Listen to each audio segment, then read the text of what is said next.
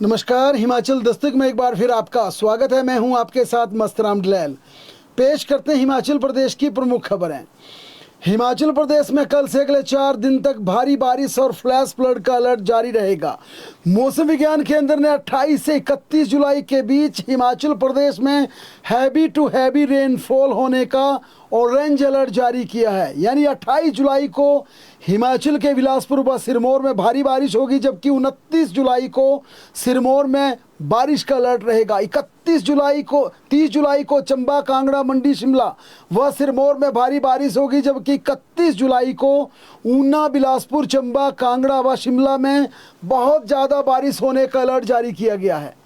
राज्य में एक बार 2 अगस्त को भी अनेक स्थानों पर भारी बारिश होने का येलो अलर्ट जारी किया है, लेकिन इससे पहले यानी अगले 4 दिनों में प्रदेश में भारी बारिश रहेगी, इसे लेकर मौसम विज्ञान केंद्र ने चेतावनी जारी कर दी है।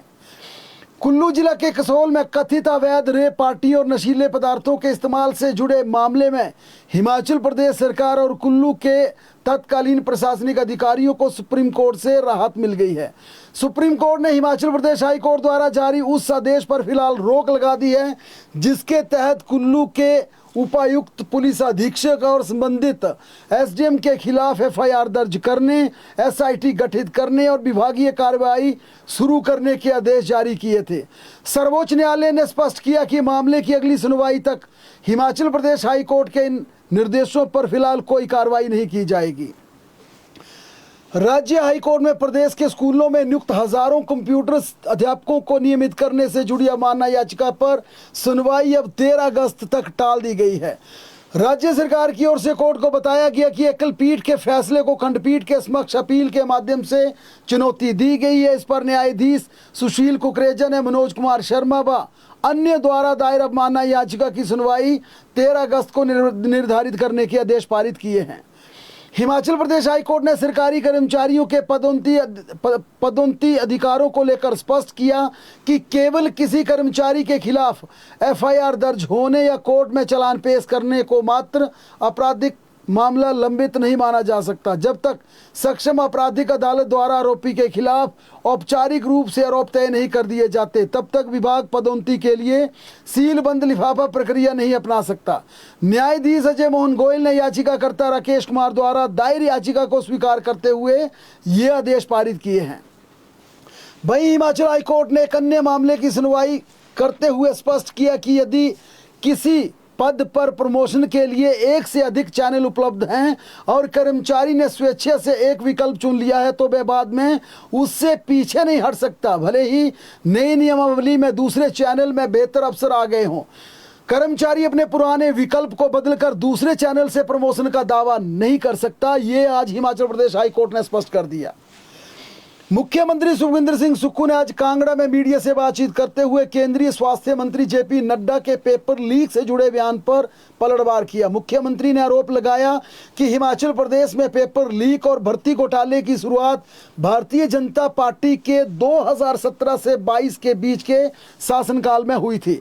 मुख्यमंत्री ने कहा कि उनकी सरकार ने सत्ता संभालते ही महज 4 महीने के भीतर अधीनस्थ सेवा चयन बोर्ड को भंग कर दिया था। इस मामले में दोषियों के खिलाफ कड़ी कार्रवाई करते हुए उन्हें जेल भेजा है। मुख्यमंत्री ने यह भी कहा कि पुलिस भर्ती पेपर लीक और तत्कालीन कर्मचारी चयन आयोग में भ्रष्टाचार के मामले भाजपा सरकार के कार्यालय में ही सामने आए थे। मुख्यमंत्री ने आज घोषणा की कि भाजपा शासनकाल में हुए कथित भ्रष्टाचार, भर्ती घोटालों और पेपर लीक मामलों की पूरी सच्चाई जनता के सामने लाने के लिए हिमाचल प्रदेश की सरकार व्हाइट पेपर कमेटी का गठन करेगी और अगली मंत्रिमंडल की बैठक में इस संबंध में एक विस्तृत प्रस्ताव लाया जाएगा। ये कमेटी भाजपा सरकार में भाजपा शासनकाल में सामने आए भ्रष्टाचार, पेपर लीक मामलों का समग्र दस्तावेज तैयार करेगी। इसके आधार पर विस्तृत श्वेत पत्र जारी कर घटनाक्रम और जिम्मेदार लोगों की भूमिका जनता के सामने लाई जाएगी।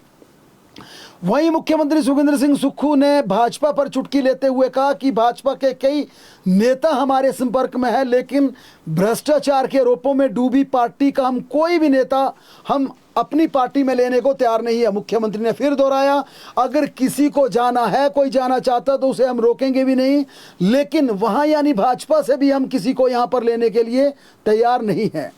उधर नेता प्रतिपक्ष जयराम ठाकुर ने कहा कि मुख्यमंत्री स्वयं को कर्मचारी हितैषी कहते हैं, लेकिन आज प्रदेश भर में कर्मचारी सड़कों पर क्यों उतरे हैं, इसे लेकर मुख्यमंत्री को स्थिति स्पष्ट करनी चाहिए। जयराम ठाकुर ने कहा, पेंशनर्स, पेंशन और रिटायर्ड कर्मचारी अपने लंबित भुगतानों के लिए हिमाचल प्रदेश में संघर्ष कर रहे हैं, लगातार अपने रुआंसे स्वर में सरकार के आगे गिड़गिड़ा रहे हैं। उन्होंने कहा, प्रदेश में ऐसा पहली बार हुआ जब कर्मचारियों को धरना स्थल पर जाकर सीएम को बात करनी पड़ी है। नेता प्रतिपक्ष ने कहा, मुख्यमंत्री को अपने पद की गरिमा ध्यान में रखनी चाहिए थी। मुख्यमंत्री कभी भी धरना स्थल पर नहीं जाते, लेकिन अब स्थिति ये आ गई है कि प्रदेश के कर्मचारी जिस प्रकार से हताश है, निराश है, परेशान है, अब खुद मुख्यमंत्री को उनसे मिलने के लिए जाना पड़ रहा है। आज कांगड़ा जिला में एक ऐसा सियासी मेला था, ऐसा सियासी कुंभ था, जिससे हिमाचल प्रदेश की राजनीति को लेकर, भविष्य की राजनीति को लेकर कई बड़े संकेत मिले हैं। दरअसल आज हिमाचल प्रदेश के पूर्व मंत्री, दिग्गज नेता रहे जीएस बाली की जयंती थी और इस अवसर पर नगरोटा में बाल मेला आयोजित किया गया था। ये पहला अवसर नहीं है जब जीएस बाली खुद यहाँ पर थे, जब सक्रिय राजनीति में थे, जब हमारे बीच थे, तब भी बाल मेला होता था। लेकिन इस बार का बाल मेला ऐसा बाल मेला है जिसकी चर्चा हिमाचल प्रदेश के कोने कोने में हो रही है, भरमौर से लेकर किन्नौर तक इस बाल मेले की चर्चा हो रही है। दरअसल इस मेले के बहाने कांग्रेस के युवा नेता एवं नगरोटा के विधायक आरएस बाली ने कांग्रेस को एक मंच पर लाकर अपना सियासी कद फिर दिखा दिया। इस बाल मेले में मुख्यमंत्री सुखविंदर सिंह सुक्खू की समूची कैबिनेट, पूरी कैबिनेट वहां पर नगरोटा पहुंची थी, जिसमें खुद मुख्यमंत्री सुखविंदर सिंह सुक्खू इस मेले का गवाह बने। Deputy chief minister Mukesh Agnihotri, Dhaniram Shandil, Harshvardhan Chauhan, Rohit Thakur, Rajesh Dharmani, Vikramaditya Singh, Yadvinder Goma, यानी मुख्यमंत्री सुखविंदर सिंह सुक्खू के साथ साथ उनकी लगभग पूरी कैबिनेट आज इस बाल मेले में पहुंची थी। इसके अलावा पार्टी प्रभारी रजनी पाटिल दिल्ली से पहुंची थी। सह प्रभारी चेतन चौहान अपने व्यस्त कार्यक्रमों को छोड़कर इस बाल मेले का हिस्सा बने थे और प्रदेश के कांग्रेस अध्यक्ष विनय कुमार के साथ संगठन के कई दिग्गज नेता भी इस बाल मेले का गवाह बने। इतने ही नहीं, हिमाचल प्रदेश के कई बोर्ड के चेयरमैन, वाइस चेयरमैन और कांग्रेस के कई वरिष्ठ नेता, जिसमें अधिकतर विधायक हैं, पूर्व अध्यक्ष कौल सिंह ठाकुर हैं, कई दिग्गज नेता इस बाल मेले की शोभा बने। जाहिर है कि प्रदेश की राजनीति में जीएस बाली का एक बड़ा कद रहा है, एक बड़ा नाम रहा है और इस कार्यक्रम में कांग्रेस की सरकार तथा संगठन को एक मंच पर लाकर उनके पुत्र रघुवीर सिंह बाली ने भी अपने इरादे स्पष्ट कर दिए कि उन्होंने सियासी उड़ान के लिए अपने पिता जीएस बाली की राह पकड़ ली है। हिमाचल प्रदेश स्कूल शिक्षा बोर्ड 2027 में होने वाली 10वीं और 12वीं कक्षा की वार्षिक परीक्षाओं में प्रश्न पत्रों के पैटर्न में बड़ा बदलाव करने जा रहा है। नई व्यवस्था में प्रश्न पत्रों में 20% कठिन, 30% आसान और 50% औसत स्तर के प्रश्न शामिल किए जाएंगे। इसके साथ ही लगभग 20% बहुविकल्पीय प्रश्न आधारित होंगे। वहीं इस बार शिक्षा बोर्ड विद्यार्थियों के लिए केस स्टडी आधारित और कॉम्पिटेंसी आधारित प्रश्नों को पूछा जाएगा। शिक्षा बोर्ड ने नए परीक्षा पैटर्न के अनुरूप विषयवार मॉडल प्रश्न पत्र भी तैयार कर लिया है, जिसे शिक्षा बोर्ड ने अपनी वेबसाइट पर अपलोड कर दिया है। हिमाचल प्रदेश व्यावसायिक शिक्षक कल्याण संघ ने आज कांगड़ा में मुख्यमंत्री सुखविंदर सिंह सुक्खू को व्यावसायिक शिक्षकों की वर्षों से लंबित मांगों के संबंध में एक विस्तृत मांग पत्र सौंपा। मांग पत्र में प्रदेश के सरकारी विद्यालयों में वर्ष 2013 से निरंतर सेवाएं दे रहे व्यावसायिक शिक्षकों के लिए वोकेशनल ट्रेनर कैडर के गठन, शिक्षा विभाग में समायोजन, सेवा नियमों के निर्माण, अनुभव को मान्यता तथा विभागीय सेवा ढांचे के गठन की प्रमुख रूप से मांग उठाई गई। प्रदेश सरकार ने वर्ष 2026 के लिए प्रोसेसिंग ग्रेड आम, स्ट्रिस फलों और सी ग्रेड सेब की खरीद के लिए मंडी मध्यस्थता योजना लागू करने की मंजूरी प्रदान कर दी है। एचपीएमसी के माध्यम से फलों की खरीद की जाएगी। इसके अतिरिक्त आवश्यकता अनुसार सेब की खरीद में हिमफेड का भी सहयोग लिया जाएगा।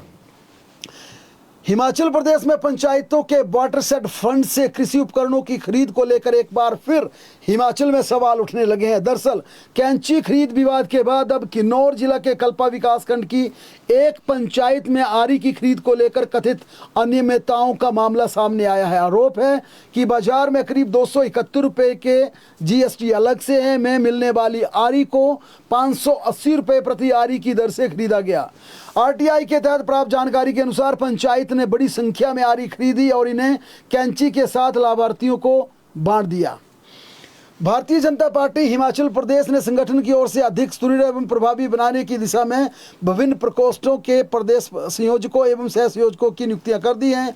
पूर्व सैनिक प्रकोष्ठ का प्रदेश संयोजक लेफ्टिनेंट कमांडर अभिषेक पटियाल को नियुक्त किया गया है। खेल प्रकोष्ठ का प्रदेश संयोजक कुलदीप राणा, देव समाज प्रकोष्ठ का संयोजक प्रेम पंडित, फार्मासिस्ट प्रकोष्ठ का प्रदेश संयोजक बस्ती राम शर्मा, इसी प्रकार से परिवहन प्रकोष्ठ का प्रदेश संयोजक मनोज राणा को नियुक्त किया गया है।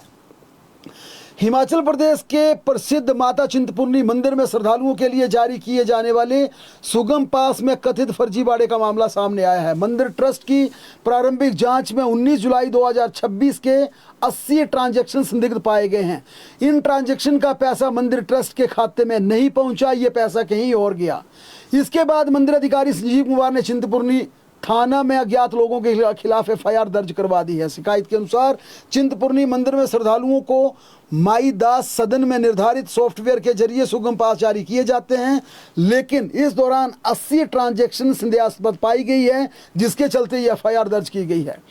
उधर कुल्लू जिला के भुंतर में 2000 रुपये न मिलने पर 16 वर्षीय नाबालिग ने जहरीला पदार्थ खाकर अपनी जान दे दी। प्रारंभिक जांच में सामने आया कि मृतक अपने दोस्तों के साथ काम ढूंढने के लिए अपनी मां से 2000 रुपये की मांग कर रहा था, लेकिन घर में अत्यधिक आर्थिक तंगी के चलते उसे पैसे देने में मां असमर्थ थी। इसी बात से नाराज होकर उसने ये खौफनाक कदम उठाया। फिलहाल पुलिस ने सभी वर्गों को ध्यान में रखते हुए पूरे मामले की जांच शुरू कर दी है और इसमें पूरी तरह से तहकीकात की जा रही है। कुल्लू जिला में जल शक्ति विभाग के कनिष्ठ अभियंता 52 वर्षीय लाभ सिंह गुलेरिया की हत्या का मामला सामने आया। लाभ सिंह गुलेरिया ऑफिस से कुछ दूरी पर बेसुध हालत में मिले थे। उन्हें एम्स बिलासपुर के आईसीयू में भर्ती करवाया गया था, लेकिन पिछले कल उन्होंने दम तोड़ दिया। लाभ सिंह की पत्नी कांता देवी ने पति की हत्या का आरोप लगाया। उन्होंने पुलिस को दी शिकायत में कहा कि उनके पति 24 जुलाई को रात तक घर नहीं पहुंचे। इसके चलते करीब 11 बजे उन्होंने फ़ोन करके बताया कि पिरडी के आसपास सड़क हादसा हो गया है, ऐसे में उन्हें घर पहुंचने में देरी हो जाएगी। देर रात तक नहीं लौटने पर उनको फ़ोन किया तो फिर फ़ोन बंद आया। इसकी सूचना पुलिस को दी गई। पुलिस ने रात 2 बजे तक तलाश किया, लेकिन इसका कोई सुराग नहीं लगा। शनिवार सुबह उनकी स्कूटी गांधीनगर नाले के पास मिली और वह सड़क किनारे एक खोखे में बेसुध हालत में पाए गए।